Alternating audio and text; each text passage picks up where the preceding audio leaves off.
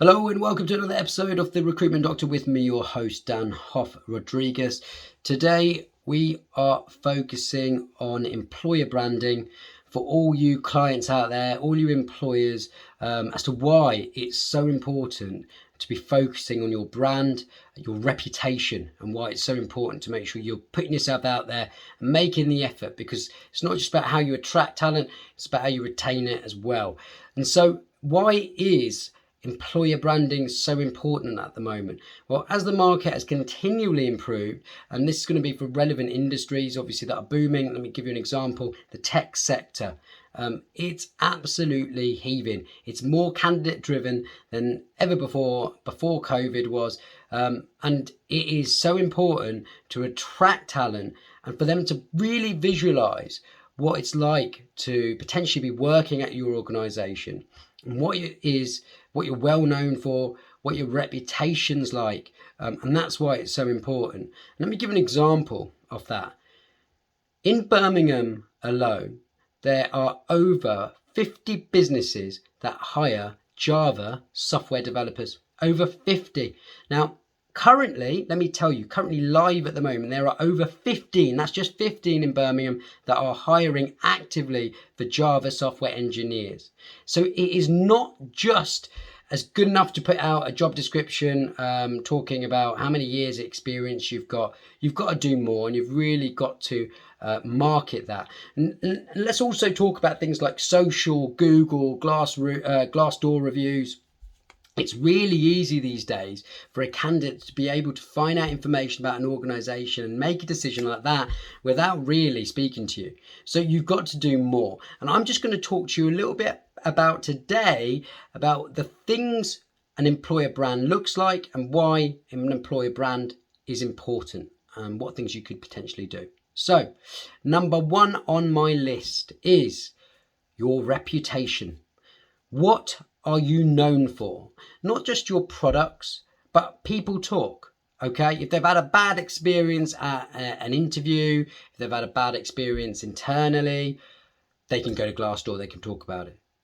Google press releases, there's Reddit, there's social media, all these different things. So what are you known for, and how are you making your reputation solid in the marketplace at the moment? Number two, social media. So it's all good and well talking about your product, talking about your success stories, your client wins, the great project you've just won, the great tender or the bids you've just won as well. However, that's great. That's showing really good success. It's showing hopefully a good, strong profit pipeline. But people want to know more. So when you're talking about social media, if you're getting yourself out there, appear in podcasts, talk about your culture, talk about your visions, your missions, why you set up your organization, what your whys are. But also, when you're doing good things, I know we've done a few virtual events at the moment. We've not been able to celebrate as a team as much recently. Get that on social, why that's been great, how you've been engaging your staff.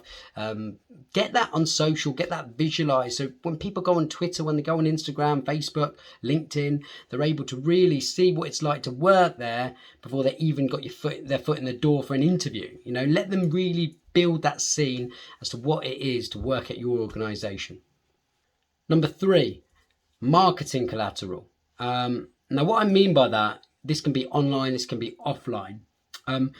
Job descriptions, let's just take the example of attracting talent. Yes, you can have a really good, savvy job description. That's one thing we do. We work with our clients to make them creative, make them unique, make them stick out through content. But how about video job descriptions? How about video tours of your offices? What it's like to work there now. We're moving back into a sort of office environment. Can you get some videos of what it's like to do that? Really, you've got to be creative. Other things that we've done is we've worked on candidate packs. So instead of just sending a job description or a link to your company or your social, we've actually drawn up sort of 6-7 page or document with videos, so people can really bring your brand to life, can see your brand, can visualize your brand, and we're bringing your brand to life. So there's ways of really being creative out there, and there's ways of doing it using tech for free. You've got Canva, you've got video software, you've got your phone, there's free video editing software out there. So there's other things you can do to be creative without having to pay through without having to pay loads of money with your marketing side. So to have a think about marketing collateral. Number 4, your employee value proposition, otherwise known as EVP. This is a big topic. I'm not going to go into too much of it on this video. We are going to do a few future videos on EVP, but let's just talk about a couple of really important points that we think are important to us. How can you enhance the engagement of your current employees? So forget about attracting them, but your current ones as well, in terms of retaining them. How are you improving those communications and those engagement channels with your current staff to ensure that they're engaged?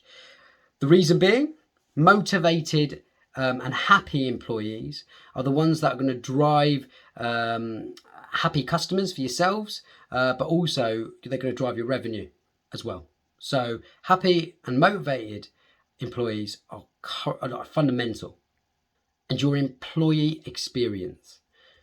When you're hiring employees, they are going to judge your brand, they're going to judge your business on the experience that they are having throughout those touch points, regardless if you're using a recruiter or not. We're responsible for driving that employee experience.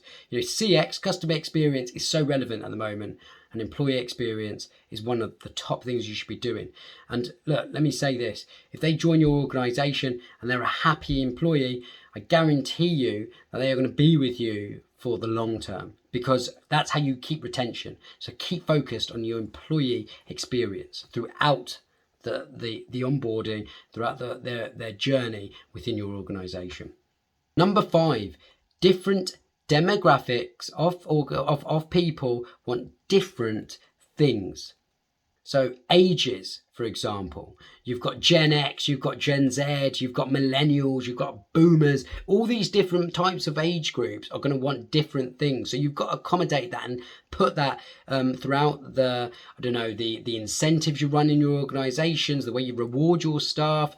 So they've got to accommodate different people. If people have got families, they ain't going to be wanting to have 4-day trips to Ibiza.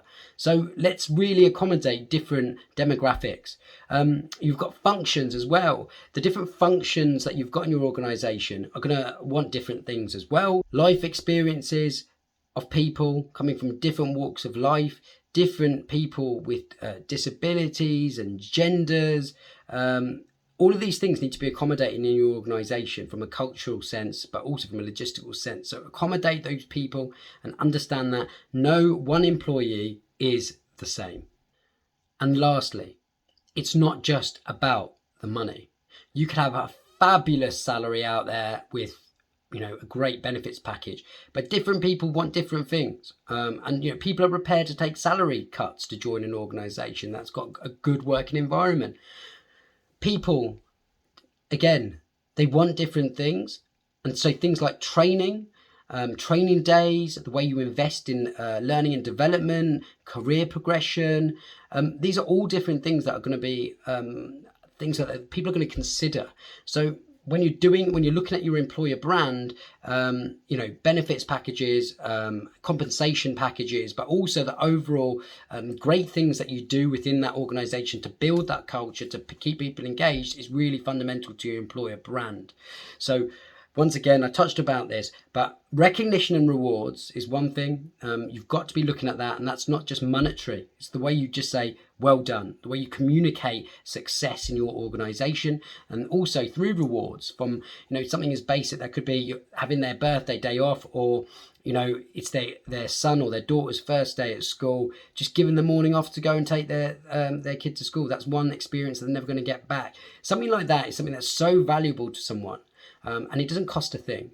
And also motivated and happy employees are effectively not only going to make sure you've got happy customers, but they're going to drive the revenue, they're going to drive your profits. So don't slack or sack off your employer branding. Think about those 6 different things. I'd love to know if I've missed anything. Comment, do you agree, do you disagree?